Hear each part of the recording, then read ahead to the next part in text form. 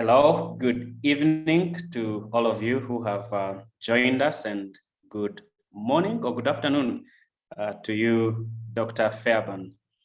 My name is Joseph, and this is Lampposts, a monthly Zoom conversation on the Bible, on faith, and on life. We seek to have these good conversations with various scholars and Christian leaders about topics that are of relevance to us. Lampposts is a ministry or a program by Veracity Fund, a ministry that seeks to research and resource the Ugandan church for its renewal. We have today a very distinguished guest, Dr. Donald Fairbairn, professor of church history at Gordon Conwell Theological Seminary in the US. And our topic of conversation today will be how old is Christianity in Africa? Or we will be looking at early African Christianity. Most of us who have had conversations with atheists or Pan-Africanists, one of those lingering questions or pushbacks that we receive is the idea that Christianity is foreign and alien to Africa and what we do believe, but to what extent is that true? Today, as we explore more on God's work or about God's work on this continent, I hope that we learn. I hope you have your pen and paper with you, but I also hope you have prepared your questions. And so as Dr. Fairbairn does present, you are free to type your question in the chat. And then later on in the second half or second part of this conversation, we will be able to pose those questions to the professor to be able to respond to them. And thank you for tuning in. Dr. Fairbairn, thank you for being able and willing and making time to teach us and present to us. We know you are quite a committed and engaged person, so we do take this time very, very importantly. So Dr. Fairbairn, for those of you who do not know my relationship with him, he was my teacher at Gordon Conwell Theological Seminary. I took 2 classes with him. One was the early Latin North African Christianity, and the second was the Trinitarian and Christological controversies. Those were 2 of my very, very best classes. We were just talking before you joined in how the class on the Trinity and Christology is very, very relevant for us here, especially those of us who have encountered Phaneru teachings and their doctrine. It was the engagement and seeing how Gnosticism, that early heretical group, gets morphed or gets reincarnated in that sense, and its ideas being perpetuated and carried on in our midst reminds us of what Solomon did say: there is nothing new under the sun. And so without further ado, I will let Dr. Fairbairn say a few words of introduction, and then he will be able to move on and take us through this great conversation. Okay, thank you very much, Joseph, and thank you to all of you for being with us this evening. For most of you, I understand some of you are in the States, so it is late morning or around noon for those of you who are in the States, and in the evening for those of you who are in East Africa. It is my great pleasure to be with you. I enjoyed having Joseph as my student very much, especially in the class on Latin North Africa. And I appreciate the invitation and the opportunity to spend this time with you. I am going to be working from a PowerPoint presentation, which Joseph will show you from his computer. And Joseph, we didn't talk about this, but it is fine with me if you want to send the presentation to anybody who wants it. So if you can send that to all of the participants or anybody who asks for it, that's perfectly acceptable to me. So okay. The question that Joseph and I have decided I would talk about is, how old is Christianity in Africa? And the short answer to that is, it is very old. Christianity in Africa goes back to the very beginning of the Christian faith, before the middle of the 1st century. But the sort of question behind the question is the question, why is that such a surprise to so many people? And so I'd like to begin this lecture, this conversation today by talking about the ways European historians have told the story of early Christianity in a way that minimizes the significance of Africa, and for that matter, also the significance of Asia in early Christianity. So I'd like to start by putting a map, not this map, but if you'll go to this next slide, Joseph, I'd like to put a map on the screen. And I'd like to ask, what's wrong with this map? What's wrong with this picture? This is a map of the way historians typically think of the early Christian world. It's a map with the Mediterranean Sea in the center. And so it has Europe, it has Northern Africa, it has the very western part of Asia showing up in the map. And then in the way historians have typically divided the regions of the church, they've spoken of Latin Christianity in the West and Greek Christianity in the East. So what's wrong with this picture? Well, there are several things that are wrong with this picture. First of all, a significant portion of the church lies off of this map, even in the 2nd, the 3rd, the 4th century. There's Christianity deep into Asia, far off the end of this map, probably as far away as India, even by the end of the 2nd century. And so the map is not nearly showing the entire Christian world. But the other problem, and the problem that is most relevant for you as Africans, is the fact that this map is Europeanizing Christianity. By speaking of Christianity in terms of the language that the theologians wrote in, Latin in the West or Greek in the East, it has given the impression that all of these people were Europeans. And that is absolutely not true. Joseph talked about the Trinitarian and Christological controversies course that he had with me a few years ago. I don't remember whether I told Joseph this at the time, but in that course, we read 10 or 15 different church fathers, lots and lots of primary sources. And nobody that we read in the course was from Europe. Everybody that we read in that entire course about the most central doctrines of Christianity was from Africa or Asia. And the most important thinkers, in many ways, were the ones from Africa. So if we refer to Christians in the early church by the language that they wrote in, rather than by where they were from, we give the wrong impression. We give the impression that this is a European phenomenon, when in fact, it is not. It was not until about the year 1000 AD that it began to be the case that the majority of Christians lived in Europe.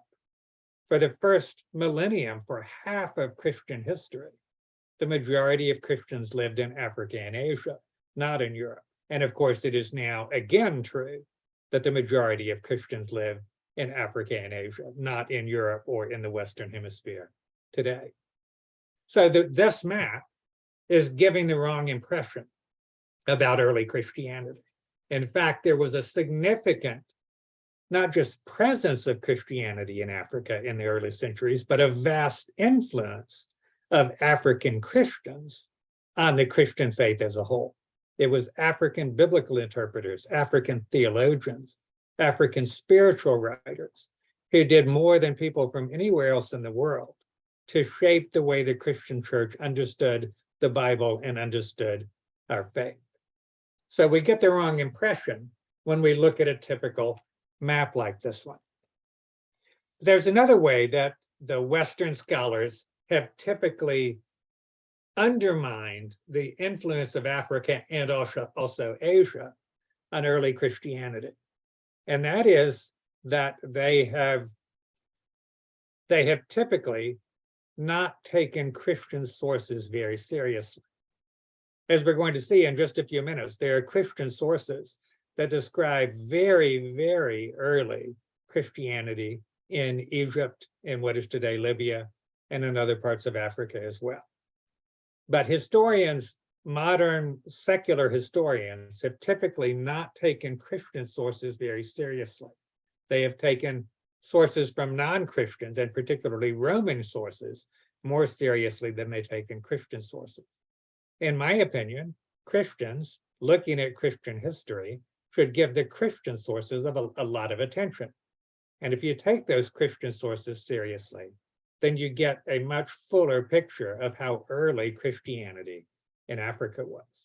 So these are a couple of the reasons why there's a bit of a skewed perspective on the part of the typical Western history books about early Christianity. We tend to undermine the sources that place Christianity in Africa and Asia very early. And we describe Christian history with categories taken from two European languages, Latin and Greek, thus giving the impression that Christianity was a European phenomenon, when it absolutely was not a European phenomenon in the early century. So with that as background, let me talk about the origins of Christianity in various different parts of Africa in the early centuries. And let's begin, Joseph, if you'd like to go to the next slide. Let's begin with northeastern Africa. I've got a map of Egypt on the slide here, although I'm going to need to talk for just a minute about Libya as well. But let's look at the southern coast of the Mediterranean Sea in northeastern Africa. And in the Bible itself, we have indications of the spread of the gospel into Africa in the first century. One of the most famous examples is the account of Philip and the Ethiopian eunuch in Acts chapter 8. So the Ethiopian eunuch was a Jew from Africa. He was visiting Jerusalem for the Passover. He was converted through the speech and ministry of Philip, and then presumably he went back to Africa and presumably shared the gospel there as well.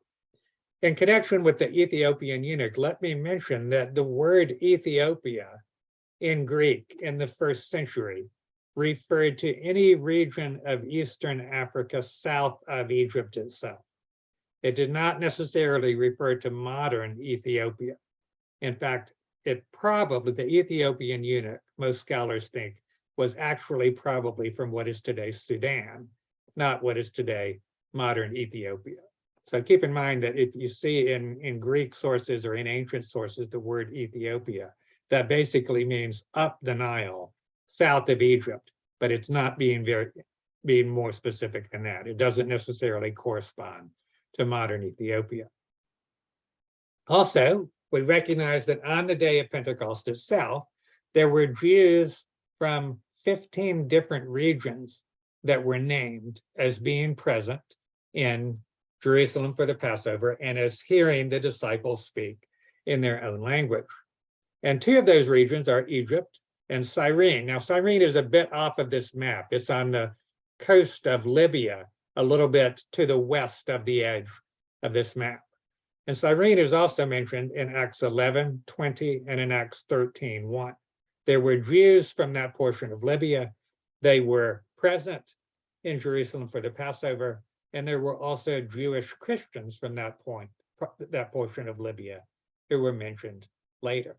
So in the New Testament itself, we see reference to Jews and Jewish Christians on the continent of Africa in what is today Egypt, maybe Sudan, and also what is today Libya. The most important thing related to early Christianity in Egypt, though, is the ministry of Mark. So let's go to the next slide and talk about Mark.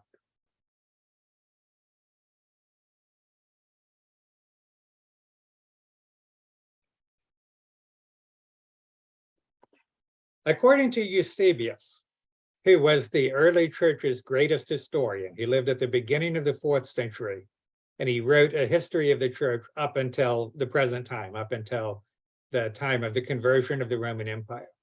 Eusebius tells us a fair bit about Mark and Egypt. He tells us that Mark was connected to Peter and that Mark's gospel is written from Peter's oral preaching. He tells us that after he wrote his gospel, Mark went on a journey to Alexandria. Alexandria is in the Nile Delta on the south coast of the Mediterranean Sea. So it's the very northern part of Egypt, or what then would have been called Lower Egypt, in the delta of the Nile.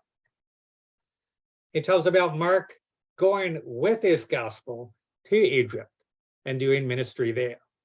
And a number of people become Christians through the ministry of Mark, and they come to the attention of Philo, who was a Middle Platonic philosopher, one of the greatest intellectuals of the first century. Philo lived in Alexandria, and he was a Jewish Platonic philosopher who was very influential on both Judaism and on early Christianity. And according to Eusebius, Philo even met Peter. And so the Gospel of Mark was written very early. The Gospel of Mark was taken to Egypt, and Mark used the gospel that he had written from the accounts of Peter's preaching in order to do ministry in Egypt. And to this day, the patriarch of the Coptic church in Egypt is spoken of as occupying the chair of St. Mark. There's also a very large amount of archaeological evidence related to early Christianity in Egypt. There's really no question whatsoever that there was significant Christian presence in Egypt, not only on the area around Alexandria, but also up the Nile, farther south in Egypt in the first century. So at the very beginning of the Christian church, we find Christianity well established in Egypt. Let's talk about Western Africa for a minute and go to the next slide, please.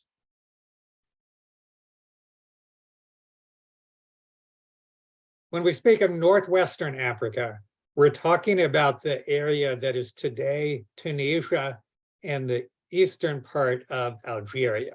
So I have a map here, and this gives the names of various Roman settlements in the region. And the most important of those, if you look on the coast in the left part, or as you look at it, the right part, the eastern part of the picture, you can see modern Tunis.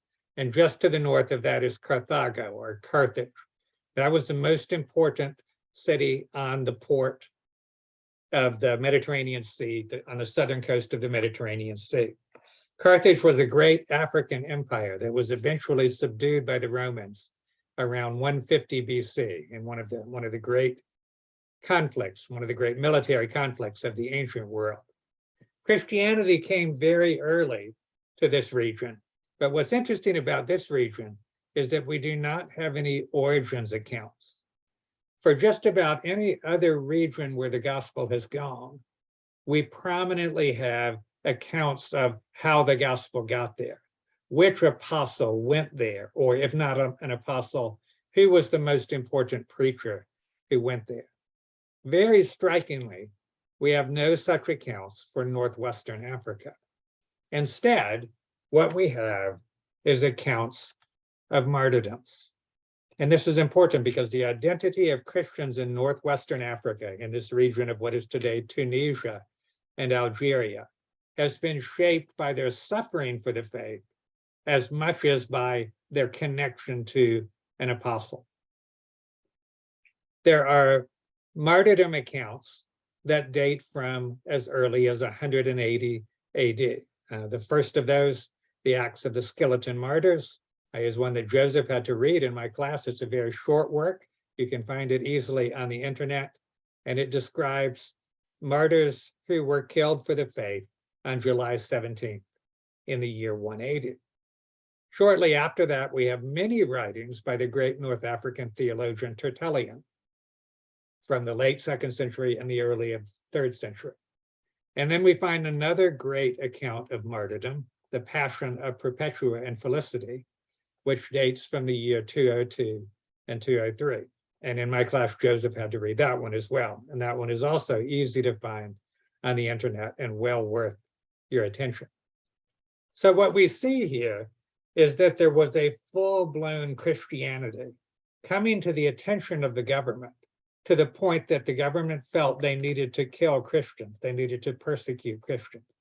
All of this by the late 2nd century and the very beginning of the 3rd century.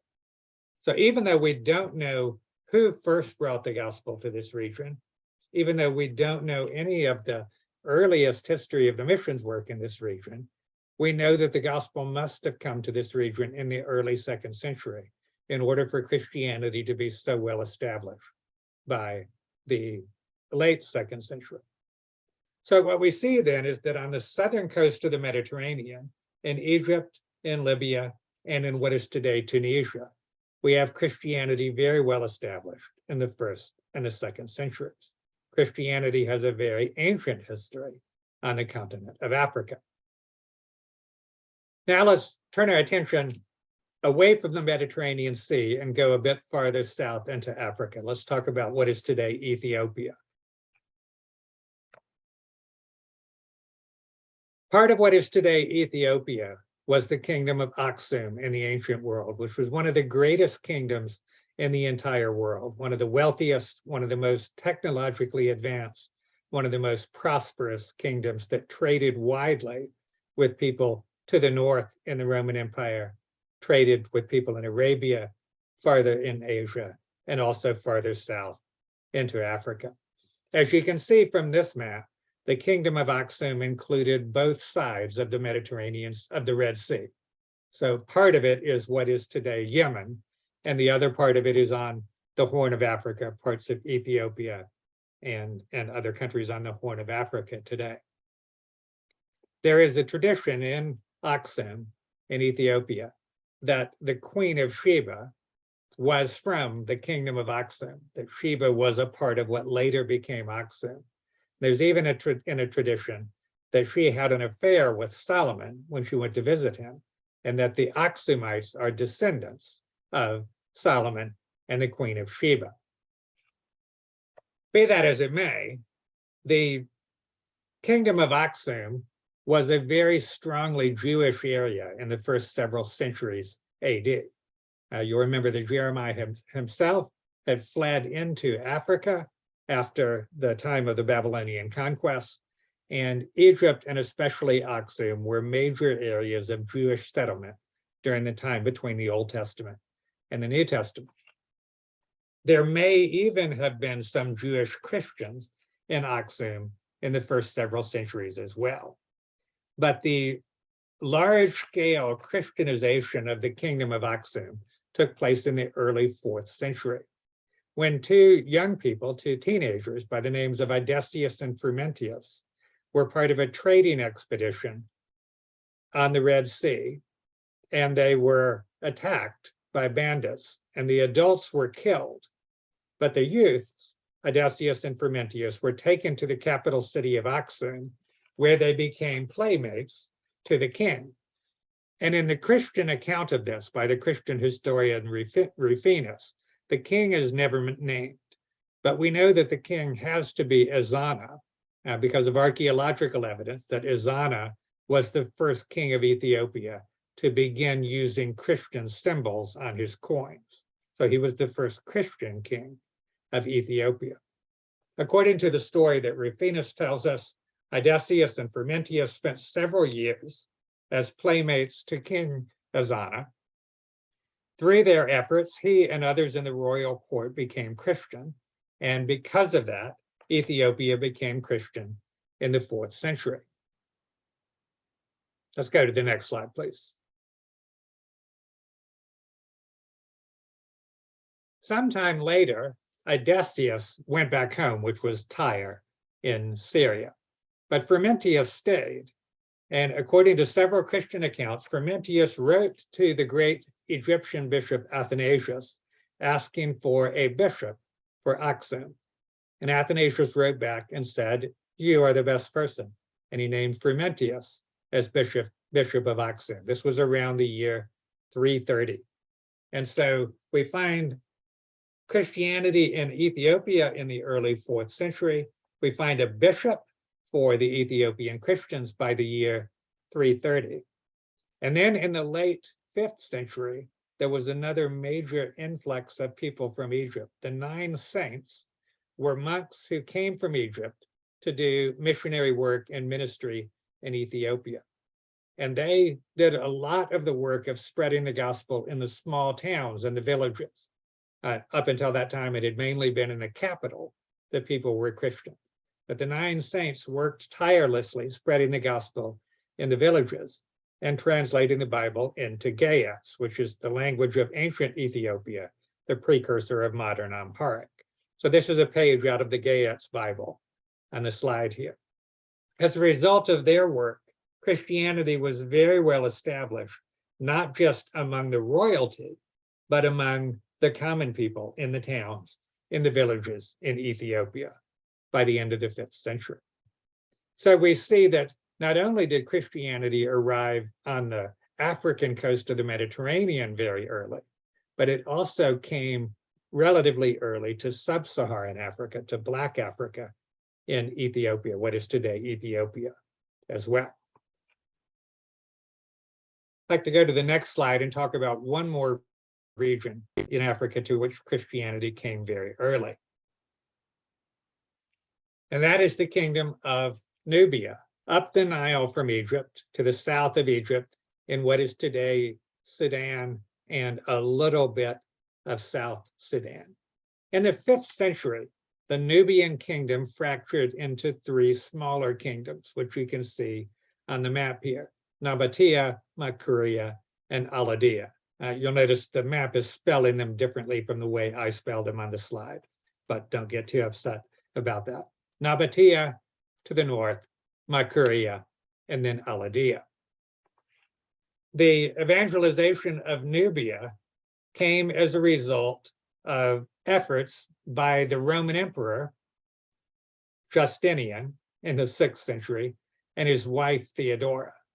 Now, interestingly, at this point, the split between what we today call Eastern Orthodox and Oriental Orthodox was in the process of taking place.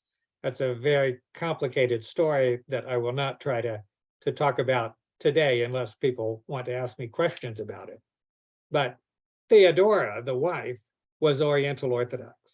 Her husband, the Emperor Justinian, was Chalcedonian Eastern Orthodox, what we today call Eastern Orthodox. And they sent rival missionary movements to the various kingdoms of Nubia, what is today Sudan. So Theodora's mission led to the establishment of Oriental Orthodox Christianity in Nabatea. Justinian's plans to win Nabatea for what we call Chalcedonian Orthodoxy fell through. Theodora and Longinus continued Julian's work in Nabatea. And then Justinian's mission to Makuria was successful. And then Aladia became Jacobite or Oriental Orthodox. Now, without trying to keep the names straight, you have 2 different versions of Christianity that are emerging. In my opinion, they're not significantly different, but they did think they were different and they were emerging as separate groups. And the northern and the southern parts of Nubia followed Oriental Orthodoxy. The middle part of Nubia followed Chalcedonian Eastern Orthodoxy. This was all in the 6th century. Now, Nubia was very dramatically changed from being animistic and pagan to being Christian. But what I want you to recognize here is that the Christianity of Nubia was very politicized because it was so tied up in the politics of the Roman Empire, which really had nothing to do with Nubia. But because of the political way in which it was evangelized, the Christianity of Nubia was very politicized and did not become as heartfelt or as deeply spiritual as the Christianity of either Egypt or Ethiopia. Nevertheless, this is another region of Egypt in which we find Christianity established very early in Christian history. So we see 1st century Christianity in Africa and Libya, 2nd century Christianity in what is today Tunisia, 4th century Christianity in Ethiopia, and 6th century Christianity in what is today Sudan. All of this happens before there is really even an entity such as Europe at all. And so Christianity in Africa was very, very early in comparison to what we would later call European Christianity, and especially Northern European Christianity. All of this takes place before the Frankish kingdoms of Northern Europe had been evangelized to any significant degree at all. So the main question that I was trying to answer today, how old is Christianity in Africa? It's very old. It goes back to the very beginnings of the Christian faith. But the next thing I'd like to do in my talk this afternoon, this evening, for most of you, is to talk about some of the heroes of early African Christianity. Because I think it's important for us to realize not only that Christianity was present very early in Africa, but also that some of the great heroes of the Christian faith were in fact Africans. The fact that we don't think of them as Africans is because they were not writing in African languages. They were writing in Greek and Latin for the most part, but they were in fact African. And I think we need to think about early Christianity, recognizing the Africanness of some of its heroes. So I'd like now to talk about some of the different heroes of African Christianity, and I'm going to put them in several different categories. And as I emphasize these people, as I talk about these people, please recognize that these are not just heroes among Christians in Africa. These are heroes who are known throughout the entire church. These are Christian heroes, global Christian heroes, if you will. And they all happen to be African, even though European Christians don't normally think of them as being African. So first of all, among the many early Christian martyrs, two of the most famous of them were two African women from what is today Tunisia, from the area around Carthage. Perpetua, a noblewoman, and Felicity, her servant, a slave. And the story of Perpetua and Felicity is fascinating for a number of reasons. It's something that's not very long. It's easy to find on the internet. I encourage you to read it if you haven't already done so. But there are several reasons why this story is important. One of them is that it contains the diary of Perpetua, which gives a lot of insight into her own spiritual life. And that diary is the oldest Christian writing we possess in history by a Christian woman. So that makes it very important in its own right. But in that diary, one of the major issues for Perpetua is family. The question of who is my family? Because her father is very, very adamant in trying to get her to renounce Christianity and return to the paganism of her family and avoid being executed by the Roman officials. And she adamantly refuses. She says, I cannot be anything other than I am. And what I am is a Christian. And interestingly, in her defense, she says, I have a new family now, a family that is more important than ties of blood, a spiritual family. And that family is my Christian family. And these are the people to whom I belong. And these are the people with whom I'm going to die for our God. It's a very, very striking testimony by Perpetua. It's very well worth reading. And because of this, Perpetua and Felicity are two of the most famous of the early Christian martyrs. And their testimony has inspired and enriched the faith of many people. And of course, they were Africans from the area around Carthage in what is today Tunisia. Let's go to another category of early Christian heroes. Two of the greatest early theologians to write in Latin were both Africans. In fact, I would say without question, these are the two greatest early theologians to write in Latin. One of the mistakes that we make when we think about early Christian history is we assume that Latin Christianity centered around Rome. It didn't. It was not until after 500 AD that Rome began to be very significant in theological writing written in Latin. Prior to that time, Carthage was the great incubator of Christian theological writing in Latin. And of course, Carthage is in Tunisia today. It is in Africa. Tertullian was the greatest of the late 2nd and early 3rd century Christian writers. He was the one who gave us most of our vocabulary for describing the Trinity and the Incarnation. He was, in fact, the first great thinker, first great Christian thinker to write in the Latin language at all. So in a sense, the birthplace of what we call Western theology, the birthplace of Latin theology, is Carthage, and it comes in the writings of Tertullian. Now, it is true that Tertullian, late in his life, joined a group called the Montanists that were condemned by Rome. And so some people will say that Tertullian was a heretic. That's a pretty complicated question. But the condemnation of the Montanists was very tentative. It was local. It was not throughout the entire church, but was only in Rome. It was very tentative. And it was done for reasons that had more to do with politics and authority than they did with doctrine. So if people are interested in the questions, I could talk more about this, but I don't think it is fair to say that Montanism was an actual heresy. And it is certainly not fair to underemphasize the significance of Tertullian because he chose late in life to join the Montanists.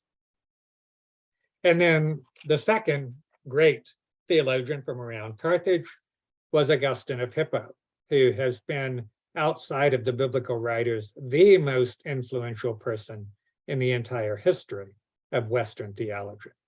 And Augustine was of Berber ancestry and was an African. He very much wanted to think of himself as a Roman. He wanted to think of himself as a Latin. He was very much a Latin. To our knowledge, he never significantly spoke and certainly never wrote in the Berber language. But Augustine was from Africa as well. And again, it was in Africa, in the area around Carthage, that Latin theology, what later became European theology, had its birth and all of its early development. So unquestionably, the two greatest early theologians to write in Latin were both Africans. Let's turn our attention to those who write in Greek now. Look at the next slide. In addition to Africans being very influential in Latin theology, it's also the case that Africans were very influential on Greek theology. Two of the greatest early theologians to write in Greek, and in my opinion, the two greatest early theologians to write in Greek, were both Africans from Egypt, Athanasius of Alexandria and Cyril of Alexandria.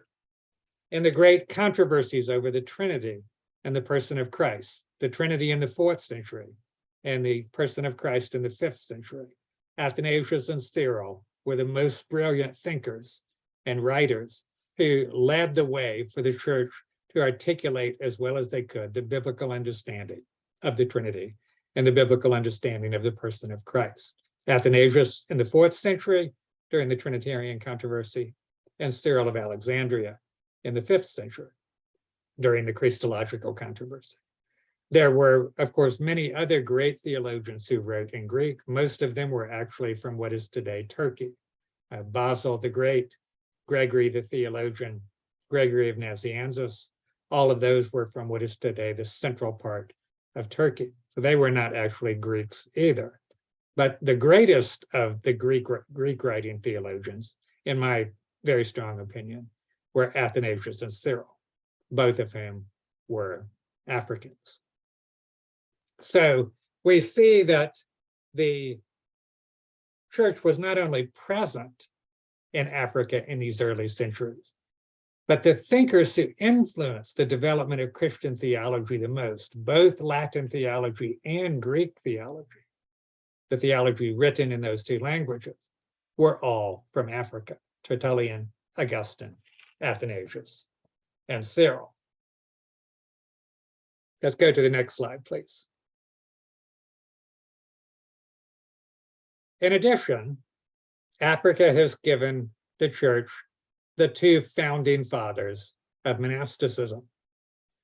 Monasticism has been one of the greatest, probably the greatest renewal movement in the history of the church. Among many Protestants, monasticism has a bad name today. And that's because monasticism had degenerated significantly during the Middle Ages in Western Europe. So European monasticism at the time of the Reformation had a lot of problems.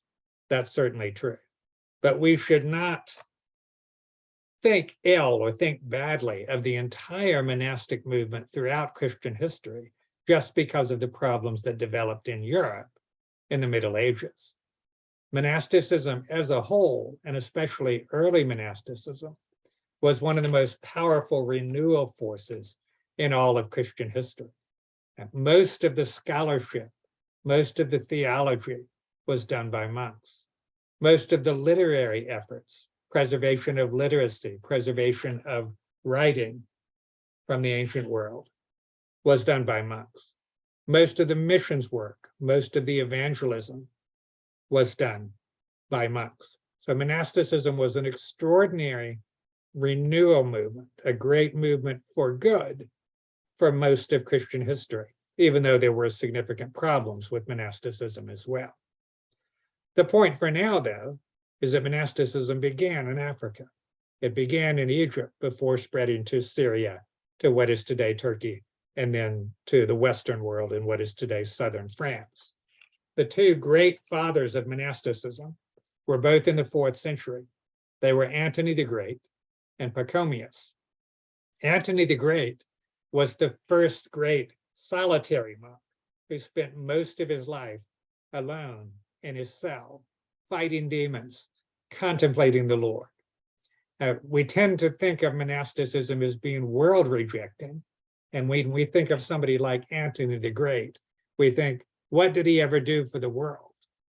Well, that's not a correct picture of somebody like Antony, because what Antony did was to retire to the desert, to spend time alone, to learn the lessons of spiritual life, and in particular, the lessons of struggling with sin and temptation. And then he would come back in order to teach the people the lessons that he had learned during his solitude. It was not the case that he spent his entire life away from people. Instead, he went back and forth between periods of learning alone and periods of teaching when he was trying to convey to people the lessons that he had learned. And then Pachomius was the one who started what we actually think of when we think of monasticism today. He was a communal monk. He established communal monasteries, some for men, others for women, in which he would bring people together in order to seek to live authentic Christian life together. Communal monasticism at its best was an attempt to live a balanced life of study, fellowship, prayer, and work. And it became the pattern that many early Protestants later adopted as well at the time just before and at the beginning of the Reformation. So the point here is that these two great heroes of the monastic movement are both Africans. So we see that two great martyrs, the four greatest theologians, and the two fathers of monasticism, all of them were Africans. These are not just African Christian heroes. These are worldwide Christian heroes who are honored and revered by the entire Christian church. And all of these are African. We make a mistake if we call them Greek or Latin because of the language they wrote in. Very few of them were native speakers of Greek or Latin. Of the ones I've mentioned, Augustine was a native speaker of Latin. Cyril of Alexandria was a native speaker of Greek. But for the others, Greek or Latin was their second language. And they were Africans more than they were Greeks or Latins. So what I'd like to emphasize is that Christianity in Africa is very old. It has a long story. It also has an honorable story with a lot of heroes who can be held up as being examples of faithful Christian living that can encourage those of us who are in Africa or minister on behalf of Africa, can encourage us as we seek to encourage people to be faithful in their Christian lives as well. But of course, the story of Christianity in Africa or any other region is not entirely a heroic story. There are some downsides as well. There are some problems as well. And so I'd like to end the lecture portion of our time today by talking about a few cautions related to early African Christianity. Let's talk about the relation between politics, language, and deep faith. And I want you to notice three very striking things that are different about the different regions of Africa that I've been talking about this evening. First, in Western Africa, Christianity was the faith of the foreigners. Remember that Augustine wanted to think of himself as a Latin. He didn't want to think of himself as a Berber, even though ethnically that is what he was. There was no Bible translation that we know of, that we found any trace of, into the Berber and the Punic languages, the native languages of the people in Northwestern Africa. Christianity was always the faith of the foreigners. So there was very little contextualization or enculturation of the gospel into the heart language and the heart culture of the people. In very stark contrast, Christianity in Egypt and in Aksum, that is Ethiopia, was the faith of the people. There was significant Bible translation into not just one dialect of Coptic, but several dialects of Coptic. There was also significant Bible translation into Ge'ez, as I mentioned.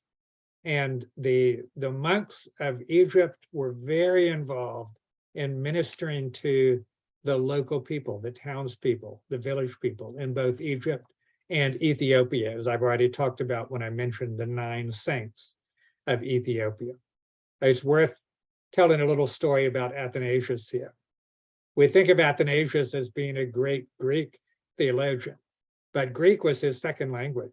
In fact, when my students are trying to read Greek, I ask them to read Athanasius first because Greek was his second language and his Greek was very simple. So it's easy for foreigners to read Athanasius as Greek. His native dialect was Coptic. And Athanasius used to preach in the cathedral in Greek, but then go out into the villages and preach in Coptic. And he was beloved by the people because of that. And he's an example of the kind of minister who worked directly with the common people, rather than simply working with the royalty and the intelligentsia and using their language. In both Egypt and Aksum, there was a great deal of that kind of ministry. And Christianity was the faith of the common people, worshiping in their own language, enculturated into their own culture. But if we look at Nubia, at what is today Sudan, remember that the story of the conversion of Nubia was very political. It was mainly about the rivalry between one version of Christianity and a different version of Christianity. And that rivalry began with the emperor and the emperor's wife. And so Christianity was always more political than spiritual in Nubia. There was very little Bible translation work, and there was not nearly as much of an effort to reach to the hearts and the language and the lives of the common people in Nubia as there was to the north in Egypt or to the south in Aksum. It is unfortunately sometimes the case that politicized Christianity is more concerned that you be this and not that. You be Oriental Orthodox and not Chalcedonian than it is that you develop a deep devotion to Christ. And sad to say, this was mostly the case in Nubia in the 6th and the 7th and the 8th centuries. So we have 3 very different examples of enculturation or lack of enculturation in the different regions of Africa that I've been talking about this evening, the different regions in which Christianity was present very early in Christian history. Let's take a look at the long-term results.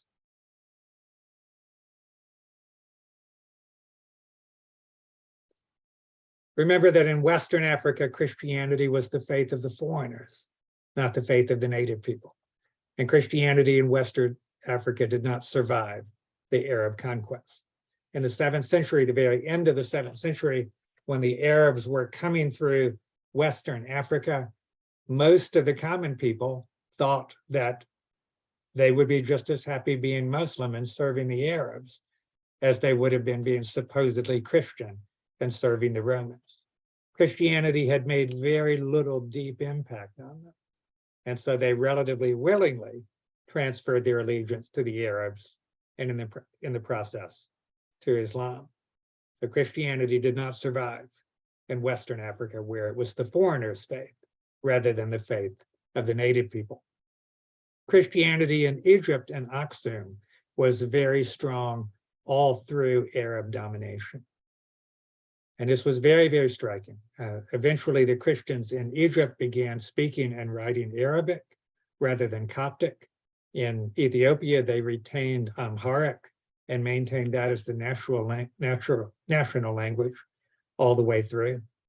But in spite of the Muslim domination of Egypt, Christianity, Coptic Christianity, remained very strong for almost all of Christian history.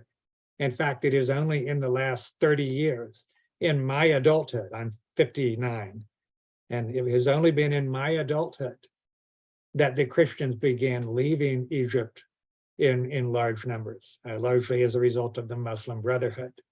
So Christianity, for most of its history, remained very strong in Egypt in resisting Islam.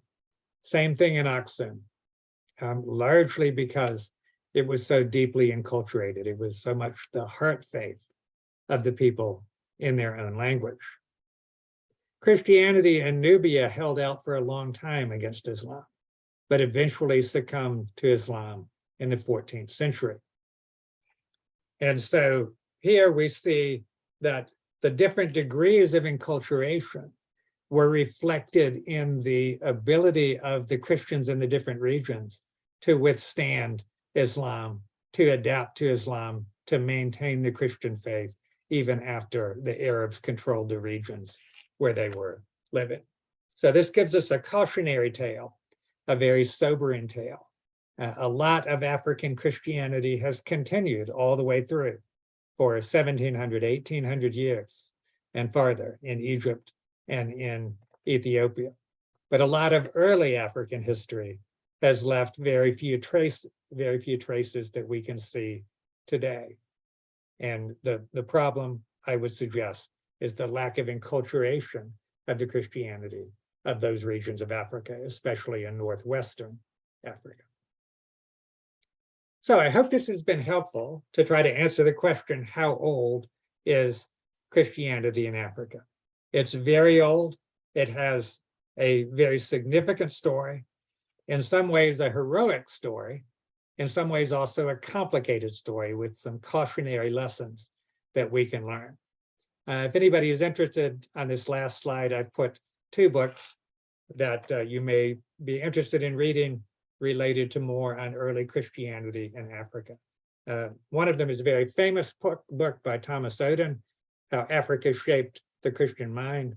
And the other one is my recent book, which is not just about Africa, but it's mainly about Africa and Asia.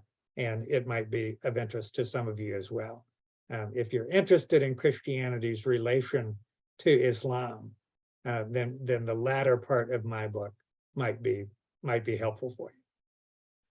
So once again, I appreciate the invitation. I thank you for the opportunity to share with you today. And I look forward to your questions and the conversation that we're going to be having next. Thank you so much, Doctor, for that elaborate and helpful conversation. We will be having a question and answer session next, but we can take probably 5-minute break just to stretch ourselves and maybe grab a cup of tea or a glass of water, and then we will be having your questions responded to. Please feel free to continue typing your questions in the chat, so that when we get back in the next hour or so, we delve deeper into them. But let's take a 5-minute break and be back exactly at 8 p.m. Thank you.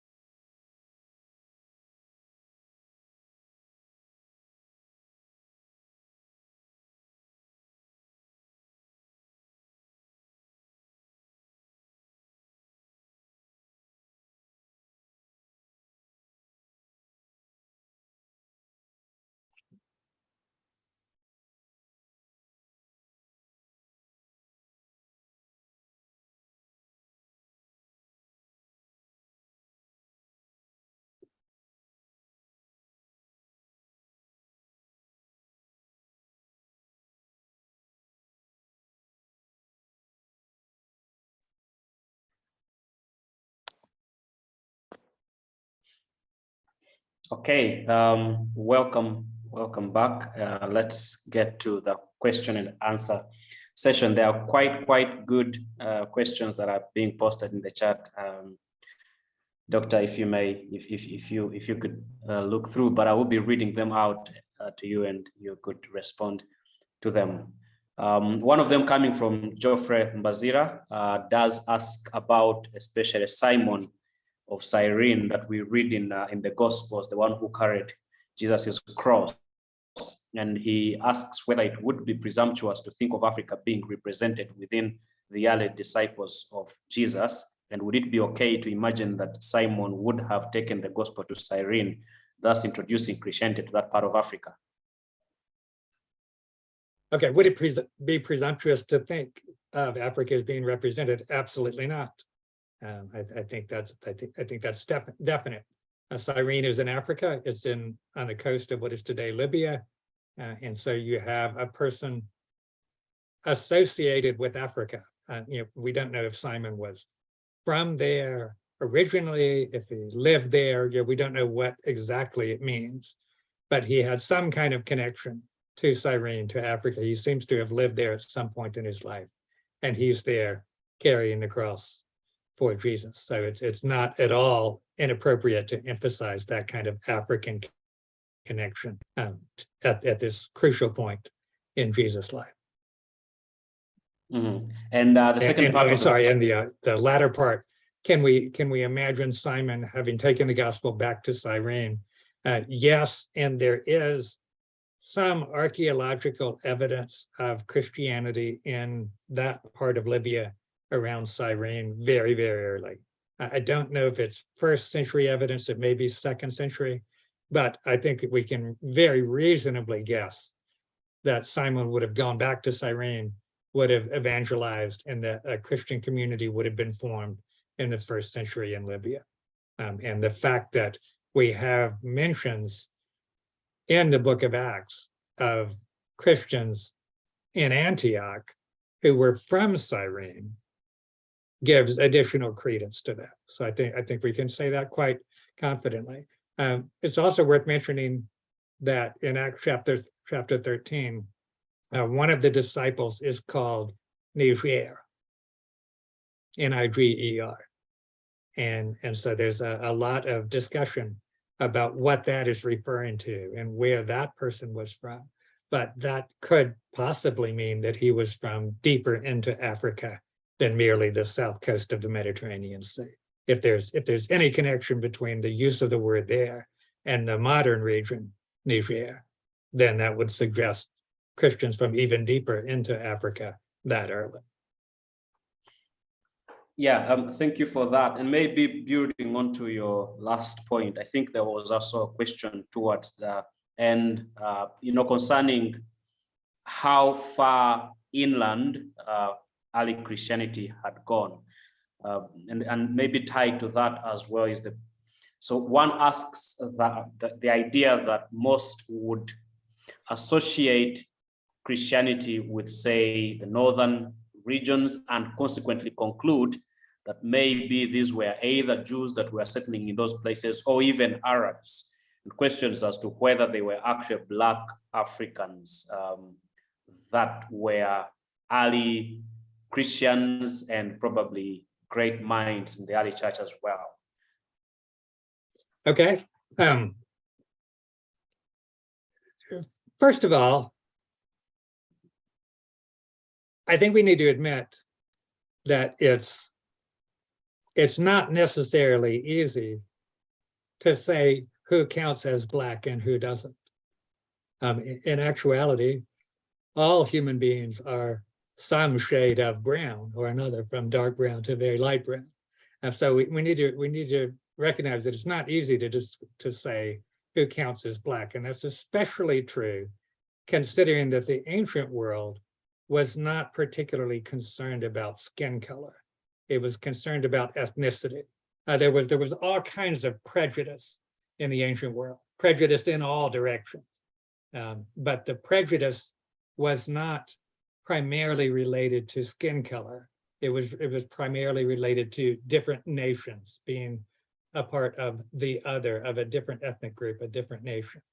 And so we need to recognize that part of the way the story has been slanted in the modern period has been to make things be about race that wouldn't have been about race in the early church.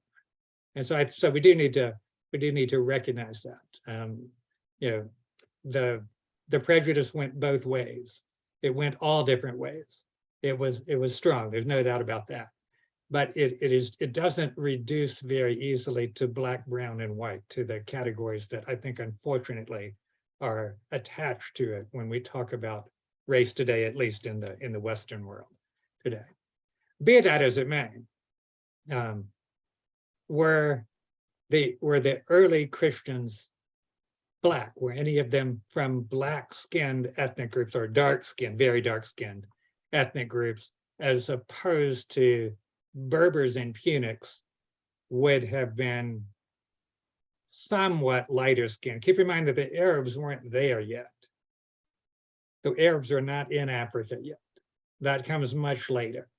But the Berber and the Punic people would have been the descendants of the Phoenicians intermarrying with the indigenous African people. And so they would have been, somewhat lighter skinned compared to what we call Black Africans, but certainly not white either. But be that as it may, most anybody's understanding of the Oxumites is that they would have been Black Africans. If you look at the people who say they are the descendants of the Oxumites today, and you look at them in comparison with the facial features of modern Ethiopians, they are just as dark, they are just as Black, and I think deserve to be called Black African. But they have a different kind of facial features, which they say comes from the Jewishness in their blood over all of these millennia. So there's an ethnic difference. They were not originally part of the mainstream Oxumite culture, a mainstream Ethiopian culture. They were part of a Jewish Christian culture. But I think you would have to classify them in today's terminology as Black Africans. And I think it's also important to pay attention to Ethiopia, because Ethiopia has a 1700-year Christian history, which is basically independent in Black Africa, and that never had anything to do with the slave trade. When people in Africa, Black Africa, or when African Americans in the Western Hemisphere, in the States especially, call Christianity a white man's religion, the specter that's hanging over the whole thing is the specter of slavery. And this is a version of Christianity with a long and very interesting history, a complicated one, not all good, of course, but a noble Christian history that's 1700 years old, that has nothing to do with the West African slave trade. It never had anything to do with that. And I think that's important. I think that can be helpful in reminding people Christianity is not just white. It's not even primarily white. And it doesn't even just derive from white European missionaries coming to Africa and Asia. There's a long history that predates all of those European efforts, and that is independent of some of the disastrous consequences of colonialism, like the slave trade as well. This is really independent of everything related to Europe, which is such a complicated and in some cases such a disastrous history to be associated with. This is separate from that completely. Yeah. And I think that's more, if anything, I think that's more important than what color the people were. But in fact, I think you have to call these people Black Africans if you want to speak of color. Yeah, thank you for that. The other question you had mentioned about the fact that the scriptures were not translated to local languages in among the Berber community, and in contrast to, say, Ethiopia and and Egypt.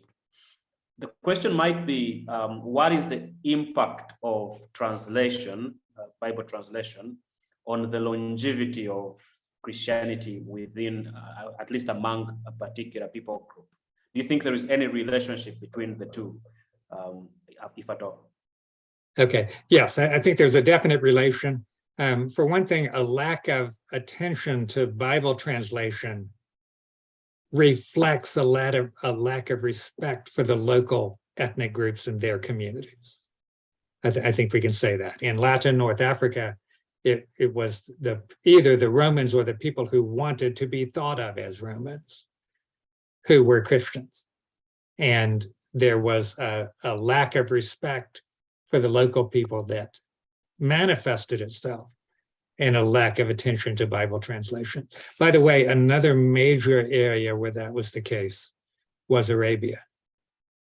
And there were significant Christian and Jewish communities in Arabia, but none of them worked to reduce Arabic to writing in order to translate the Bible into Arabic.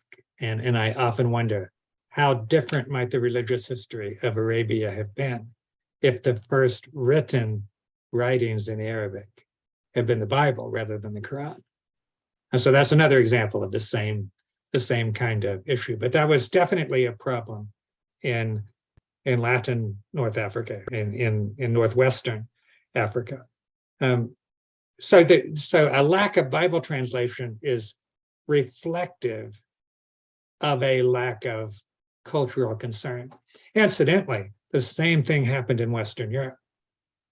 When the Latin Church moved northward into Western Europe, they almost never translated into the local languages. They insisted that worship be done in Latin.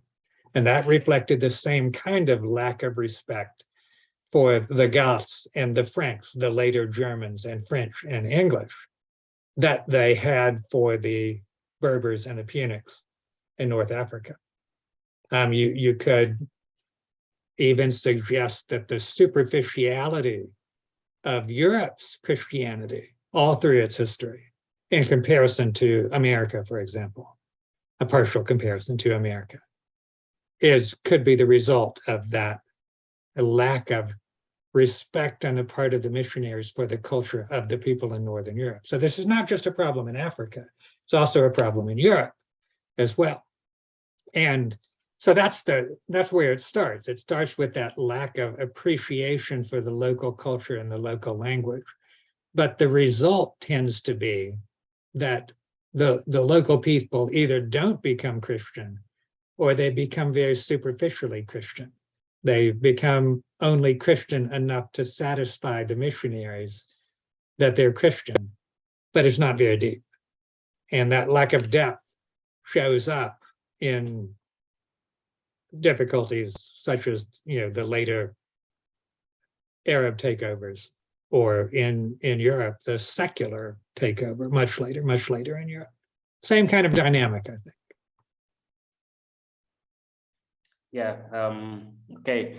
So Nehemiah does ask, well, he says we can easily trace the impact of Christianity in Asia, West, and in the West as well, even when it's dying out. And he says, what could have happened that there looks or seems to be less impact of Christianity, especially to most parts of Africa? Okay, yes. Yes, in Western Africa, that was definitely the case. And the shining exceptions to that, I think, were in Egypt and in Ethiopia. Yes. So what could have happened? Why? I know you might have hinted at this a bit earlier, but could you reiterate or restate why? Yes, we have maybe much evidence coming from Egypt and all that about the impact of Christianity in those areas, but why is that less of the case in other parts of Africa, maybe Latin, West Africa, North Africa? Okay. Well, I think the big question related to that is,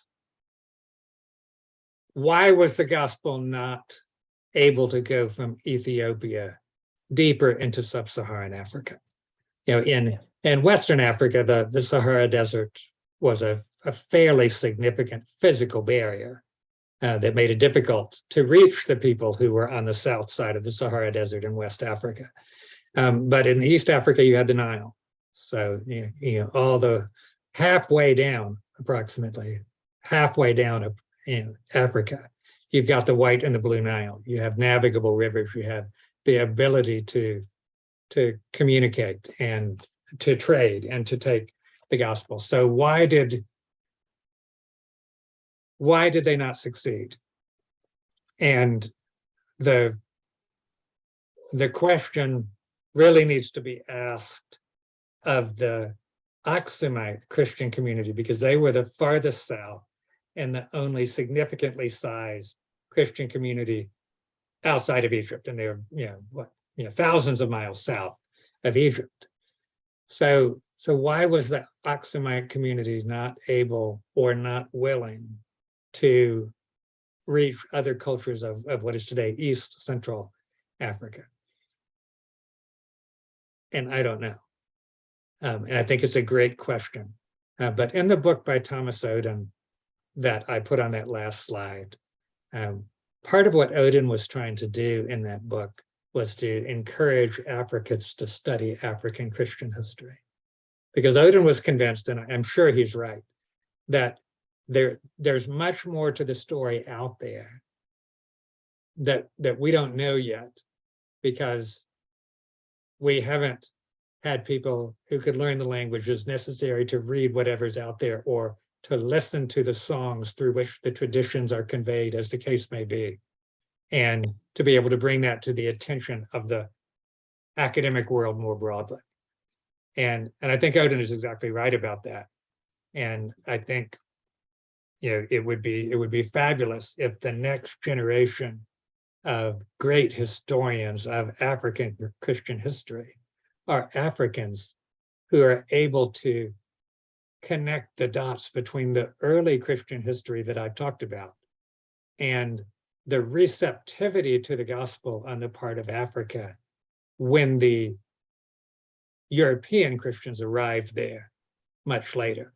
Now, Joseph will probably remember this, but as I talked about the characteristics of Latin North African Christianity in that course that he told you about, at the very end of that course, after I'd kind of built a picture of Latin North African Christianity, I asked two questions. One is, which version of modern Christianity looks most like that? And the answer to that was Anglicanism. And the second question was, which version of modern Christianity has done the best in modern Africa? And the answer to that is probably Anglicanism as well. But there's this huge gap in the middle. What is it that may have prepared sub-Saharan Africa to receive the version of the Christian message as it came largely from Anglican and English-speaking missionaries? What are the things about their history that led them to be receptive to that? How did God prepare them to receive that message? Is it just about the way he prepared pre-Christian Africa for that message? Or are there also African Christian connections with Ethiopia back deep in the history that I don't know about, and that, as far as I know, we don't know about? I wonder if those connections are there. I wonder if they might be there. And one of the ways of getting at these questions is to ask, did Ethiopia try to take the gospel farther south, deeper into sub-Saharan Africa? And if so, what were the results and why didn't it succeed?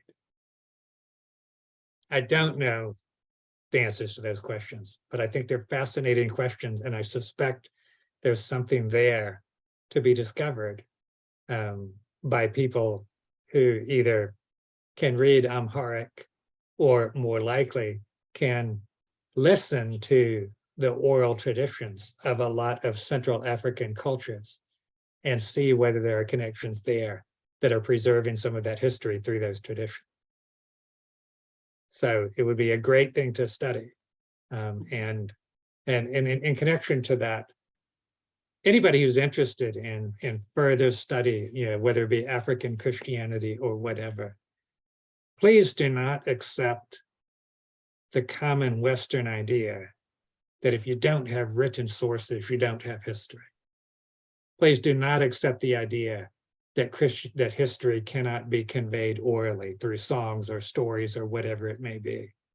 And don't write off whatever may be out there as not being valuable for reconstructing what has happened in the past. It's a particular Western prejudice to think that only written documents in appropriate languages are acceptable sources. Let me give you an analogy here. A lot of the connections between the ancient Indian church and the modern Thomas Christians in India have been preserved through songs. And in the 18th and the 19th century, the great Western historians wrote those off completely. Those are not acceptable sources for trying to figure out what happened in the history of early Indian Christianity. But the Indian historians in the 20th century have said that's an unfair Western prejudice. These can be viable sources. We can take them seriously, not uncritically, but we can take them seriously as a way of trying to figure out what has happened in the history of Indian Christianity. Something like that could very likely be the case with Central Africa as well. I'm not the person who can do it. Some of you may be. And those are the sorts of people to whom Thomas Oden is appealing in his book, How Africa Shaped the Christian Mind. Yeah, it's a very, very brilliant and helpful book. I think it was the first book that I read that provoked me to begin thinking critically about the extent and the influence and the impact that African Christianity has had on global Christianity. So, and I think we have it in our library. We actually do have it in our library in Okoto for those who would want to have access to it. But so David Kasivante does well speculate or mention a book that he read while in I think high school. He says, which speculated that within the 14th and 15th century, one of the first Muganda, and Uganda is the kingdom in central Uganda as such, but the first Muganda had traveled to Egypt and come into contact with Christianity as such, and that when he came to Uganda in the Nile and had the great battle and defeated the cruel local leader as such, but he had. So there seems to be, at least from the book that David mentions, that there seems to have been an influence and a contact between some from Uganda here where we are with Christianity in Egypt as early as the 15th and 16th century. But of course, we know the official version of the story is the first Christian missionary arrives here within the 19th century, actually towards the end of that century. But as you do mention, there seems to be a lot that we need to discover on our own concerning our history. Moving on, Patricia Campoera had speculated, going back to the question of why hadn't Christianity penetrated deeper, especially southern to Uganda, Tanzania, since we are even neighbors to Sudan.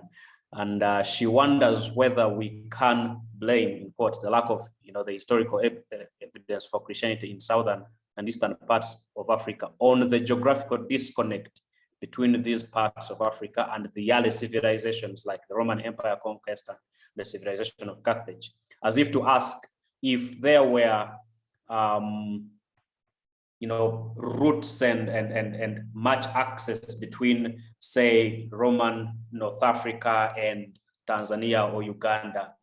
Would there be a possibility indeed that Christianity would perhaps have spread quicker down south? Would the lack of connection between Roman civilization and other parts of Africa account for the lack of Christianization of the lower parts of Africa? That's just her speculation. Okay, yes, that if it's true that there was a lack of contact. And I'm not ready to concede that point, because I think there's more to be discovered. There's more that you can discover than we have discovered so far. But if it's true that there was a lack of contact, it may have to do with geography as much as anything else. Once we get in East Africa, once we get away from the Nile, then transportation is much more difficult. Communication is much more difficult. If you look at the places where the gospel spread quickly in the first couple of Christian centuries, great rivers, newly discovered sea routes, and well-known, newly created routes of roads were crucial. The Silk Road, the Roman roads, the Red Sea, the discovery of the monsoons, enabling people to sail from the mouth of the Red Sea to India, straight across the ocean without having to go the much slower route along land. All of those had to do with either well-established or newly opened avenues for transportation and communication. There may have been such avenues within Central Africa as well that were not known to the people farther north. If there were, then who knows what we're going to discover. If there weren't, it's probably because of the geography, the mountains, the jungle, the lack of great rivers like the Nile and the Congo in that area that may account for it. But I'm not giving up. I'm not going to say there was very little contact, because you never know what we will discover. Let me give you another example from a different part of the world that may encourage you. It isn't just in Africa that we have this traditional story of when Christianity came, 19th century missionaries in the case of Uganda. That's true for other parts of the world as well.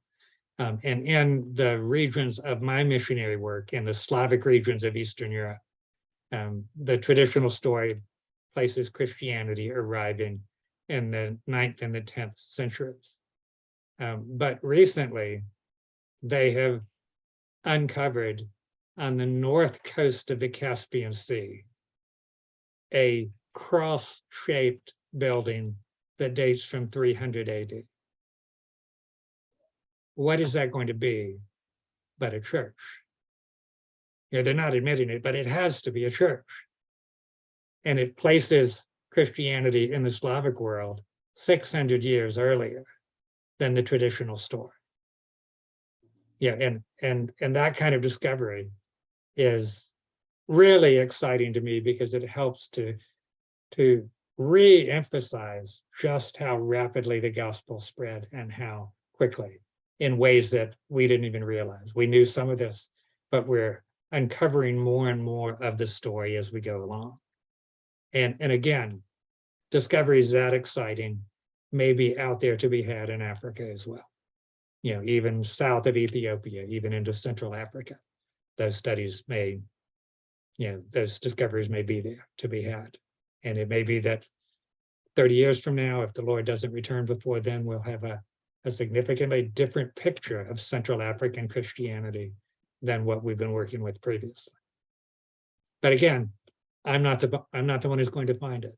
Some of you may be the ones who are going to find it.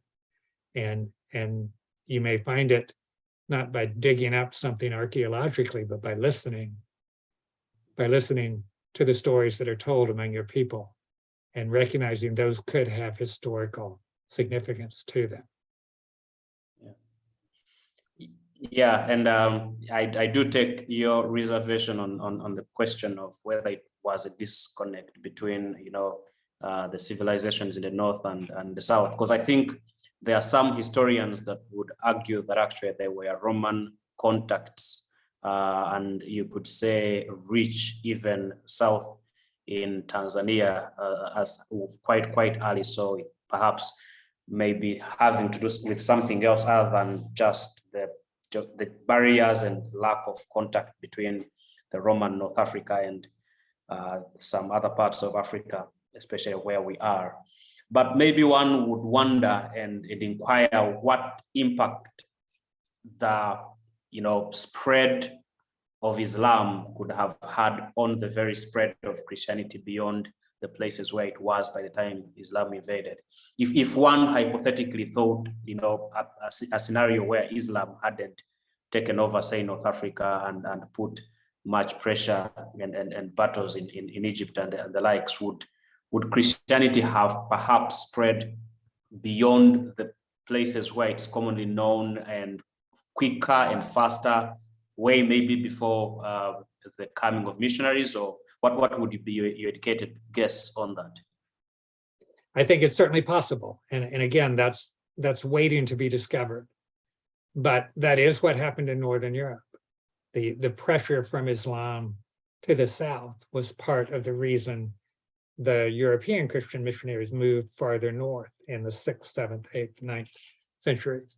And the same thing could have happened with Ethiopia, and maybe even with Nubia, as they became cut off from Egypt by the Arab conquest of Egypt. What did they do? Did they just hole up in the mountains of Aksum?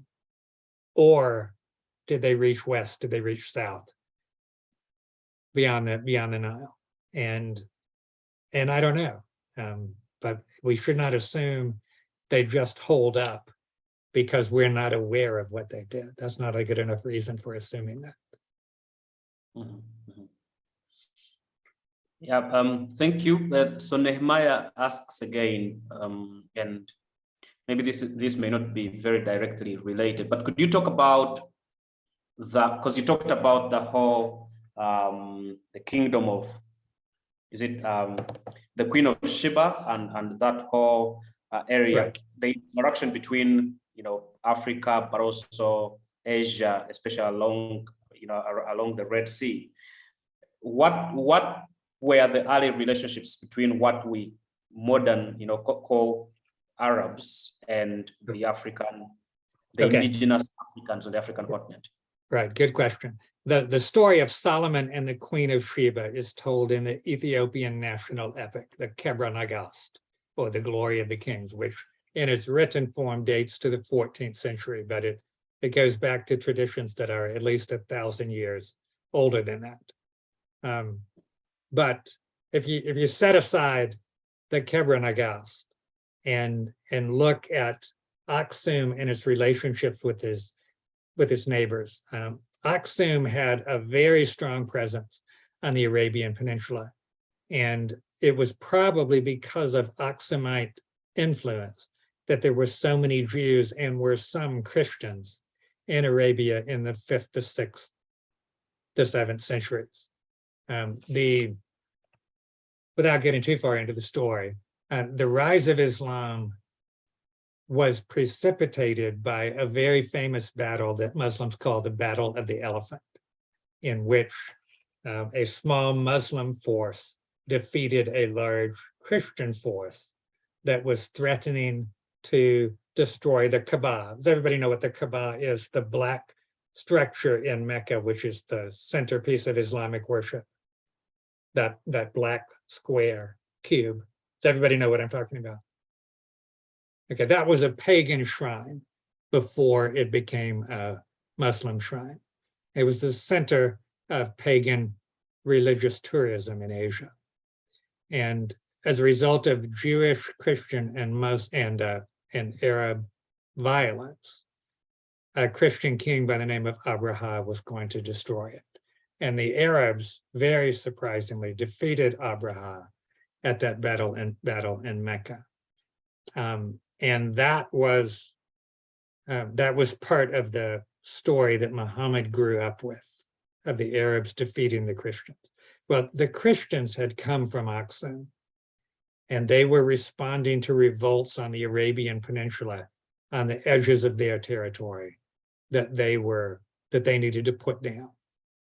Now, the Jews and the Christians had actually appealed to both Byzantium and Aksum, and Byzantium had not come to their aid, but Aksum had. But when Aksum responded with a large military contingent in Asia, that was part of what steeled the Arab animosity toward Christians which was very central to the rise of a separate religious identity in Asia, which we now call Islam. So that may be too much of the story, while at the same time being not enough of the story, but that's part of the story that I tell in my book about the background to Islam in Arabia. If the Christians in Arabia had not responded to Jewish violence and pagan violence with violence of their own, it's possible that there might not have been the rise of a separate anti-Christian religion in Arabia. But the government of Aksum, the Christian kingdom of Aksum, played a role in that as well, in responding to the plea for help of the Christian kingdom in South Arabia, approximately Yemen today. And the Arab Christian king's name was Abraha. So very, very complicated situation, but all of that is part of the background to the rise of Islam. Thank you. Esther does ask if it's okay for Africans to appropriate some of the symbols of our pre-Christian traditions into our lives now, in the same way some Coptic Christians use the Ankh and other symbols. And that might as well, maybe you could expound more on the whole, the emphasis that the Latin North African Christianity placed on, say, the martyrs and things like that, and whether there were connections between things that were later practiced within Christianity and the African, way of life as such. Okay, now that's a very complicated question, a very big question, but a little bit of historical background. In general, in my period, in the early Christian period, for the first, say, 6-7 centuries of Christian history, in general, the Latin missionaries to Northern Europe have taken a very dismissive attitude toward the local culture and have wanted to eliminate those symbols and replace them with Roman Christian Latin symbols. But the Christian missionaries in Asia and in Africa in the same time period have taken a much more favorable attitude toward the local culture and have been willing to appropriate local religious symbols if they can be understood in a way that's consistent with the Christian message. So that's speaking very, very generally about differences in different continents. But where that becomes significant is that the Northern European missionaries who came to Africa later in the 18th and 19th centuries, 20th century, those were products of a Christian culture which had been dismissive toward the local culture, not products of a Christian culture that had been favorable toward the local culture. So 1,500 years later, the Western missionary pattern was still to assume the superiority of the Christian culture to the local culture, to try to replace the local culture with the Christian culture, and even to assume that European Christian culture is equivalent to civilization. So, all of those things that you've seen on the part of a lot of the Western missionaries in the colonial period, they actually have their roots some 1,500 years earlier in the way the Latin missionaries worked in Northern Europe, which is not the way the African missionaries worked in Africa, the Asian missionaries worked in Asia. And I say that not in order to try to answer the question for you, which is not something I'm going to try to do, but I say that in order to say, I hope this helps you understand where the Western missionaries are coming from, why they are saying what they're saying. But also, I hope you understand that that's not necessarily the right answer. That's not necessarily the right attitude. The various attitudes go back very deep in Christian missionary history. But unfortunately, Christian missionary history is told from a Western perspective, usually. And so we need to recognize that the fact that they worked so differently and had a different attitude toward local culture in Egypt, and the same thing was true of the Persian missionaries in China, for example, in India. Those are other examples that I talk about in my book of the same phenomena. You should recognize that you've got a lot of options to think through in terms of how you appropriate or don't appropriate the local culture. And you shouldn't necessarily assume that the way the Western Protestant missionaries have done it is the right way to do it. It's an understandable way to do it. It's a safe way to do it in one sense. It avoids African syncretism. But it's also a dangerous way to do it in the sense that it imports European syncretism. Does that make sense? The amalgamation of Christianity and European culture earlier is not necessarily recognized as a syncretism by the European missionaries. So the European missionaries are trying to stay away from African syncretism, but they're generally unaware of the European syncretism that their version of Christianity already has embedded in. But if you're aware of that, maybe that can help you to sort through what's appropriate and what isn't appropriate in the specific context in which you're working. It's a very hard question. It's a complicated one. It's one on which I certainly can't give you any answer at all. And I would be wary of any answer that is a blanket answer for all regions or all cultures. But does that help? Yeah, it does definitely help. And especially in the context within which we live, where there remains a struggle in the hearts of many as to whether one would need to abandon their Africanness to be Christians. Mm-hmm. Because again, as you rightly highlighted, the approach, at least from some of the missionaries, is to dissuade and probably forbid, so to speak, some of almost everything that was distinctively African. I think it was even very recent that the Anglican Church here would allow local drums to be used, because in the understanding of the missionaries is that those local drums, since they were drummed for the local gods, they could not be used in worship of God and many other of those practices. And so the question of how do we, appropriate some of these cultural symbols, or how do we actually serve God as Africans and have that sort of continuity without necessarily having to be right. European in a sense, is a question that remains and a question that we will have to wrestle with. And so your answer is definitely helpful in that regard. Mm-hmm. Right. In a very general way, we can recognize that a lot of culture is spiritually neutral, but not all of it. Mm-hmm. All of it has a certain kind of spiritual associations. Some of those are neutral, some of those aren't.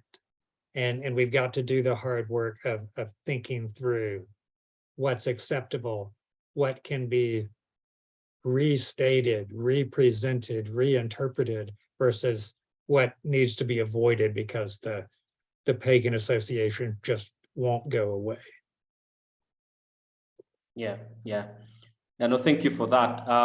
Maybe the next question would be, could you talk about and briefly talk about some of those early Christian conversations that had taken place on the African continent, or had their origin on the African continent, that had global import or consequence as such? Were there some of those, conversations early that maybe even led to the church councils that had their origin from the continent? Okay. Well,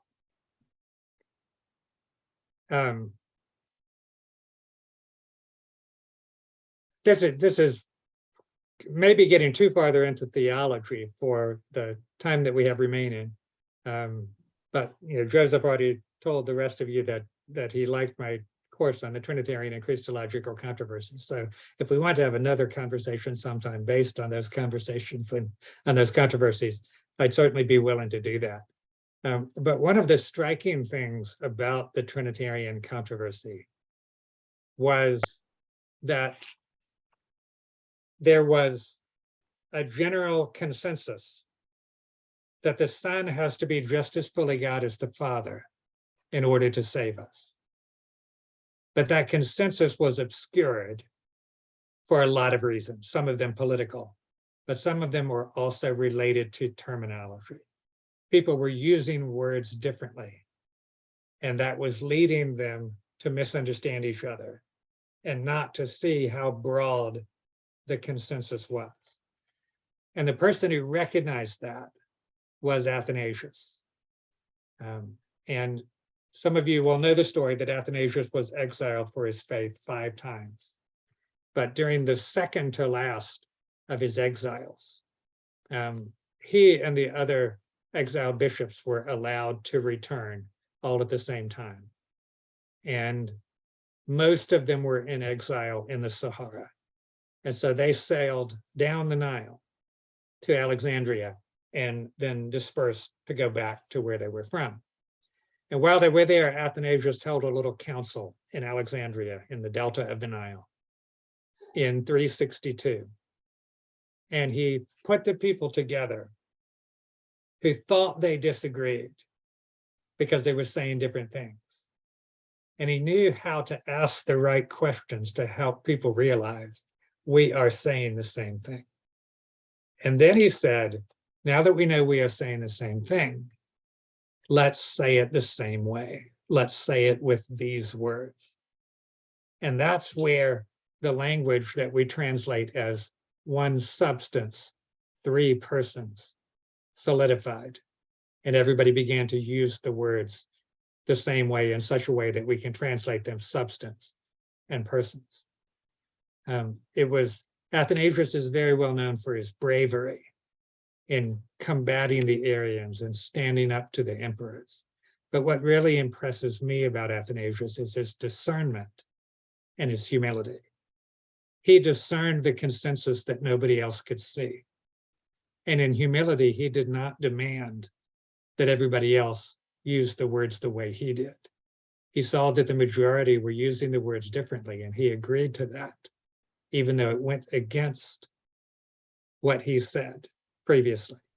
And so people today think Athanasius was inconsistent. He wasn't. He just switched to using words in a different way to follow the majority. So it was a remarkable discernment and a remarkable humility on the part of a person who's most known for his bravery. And it was at that council that Athanasius, more than anybody else, solved the Trinitarian problem, the Trinitarian controversy. So that's a great example of the most significant African thinker having a huge influence, and it happened to be in Africa, related to the finalization of the Nicene Creed and the culmination of the Trinitarian controversy. Yeah. Thank you so much for those great words. It looks like the students have been in class. I don't see any more questions coming through. Maybe for those of you who are tuning in, if you don't mind, you could just for a short time put on your videos for Dr. Fairbairn to just be sure that you are behind those muted mics. But it's been a very helpful conversation, and I hope most of us have learned a lot. The video will be available. We will send it out to you all. And yes, Derek and Vicky, I can see you. William, thanks for tuning in. Nehemiah as well. Good to see faces. It makes you as well feel connected. But we will send this video out to all of you who are tuned in, and we will endeavor definitely as well to invite Dr. Fairbairn again, especially concerning conversations on the Trinitarian and Christological controversies. I was sharing a little bit earlier before most of you joined about Phaneroo and how Phaneroo really is a reincarnation, in a sense, of Gnosticism and its ideas. And maybe the next time we host the doctor, we can talk a bit more on those conversations and see how relevant they are for us today. We will be having our next conversation as well next month. I will be sending out, or we'll be sending out details concerning that, so stay tuned. And when we send them out, please very freely share them with others, invite them, and put the date in your calendar as well. We may have maybe 1 minute, a few minutes for a final question that Joshua just decided to send in the chat box. And he asks, what do you think are the most important things that the modern African church can learn from the early African church? Wow, yeah, it's a very great question. It's a bit late, but no, I think there is still a few minutes for Dr. Fairbairn to answer that. And then we will call it a good night on our end and a good day on his. So the question is, what are some of the most important things the modern African church can learn from the early African church? Well, I think one very important thing is to be a student of the local culture as much as you can.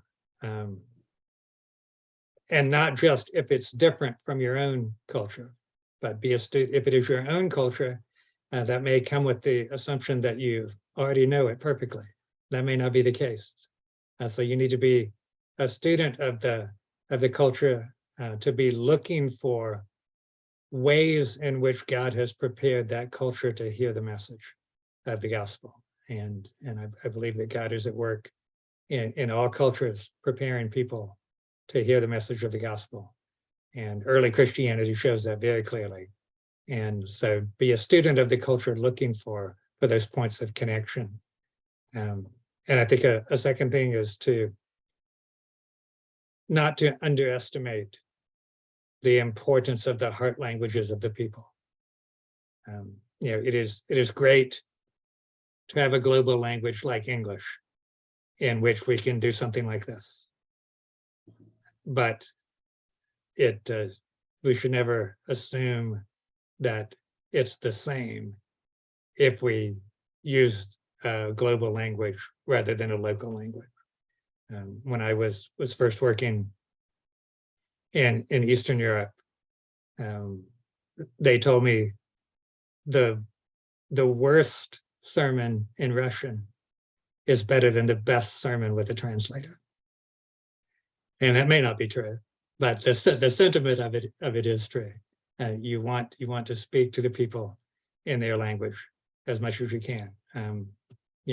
Probably all of you know 10 or 12 languages, because you have to work in so many different languages because of where you are, and that's a great gift. But don't rely so much on big languages with a lot of speakers like English, that you fail to recognize the significance of the languages spoken by a smaller number of people. And one of the things that I have often noticed is that the more educated Christian ministers become, the more they think in English or German or French or whatever it may be theologically, and the harder it is for them to communicate with their own people. And so you always want to be watching out against that tendency. You always want to be asking, how do I convey this to these people in my language, in their language, rather than just how do I understand it in Greek or Latin or English or French or whatever it may be. Yeah, thank you so much, Dr. Fairbairn, and we are glad to have hosted you, and we look forward to more conversations in the future. From me and the Veracity Found team, we are so thankful, and thankful for all of you who have been able to tune in. And so I'll call it the end of our conversation today, and feel free to stay around and say hello, but the recording will stop and the session will officially stop as well. Have a good night to those of you who will be breaking off now, and a good day to Dr. Fairbairn as well. Thank you very much, everybody.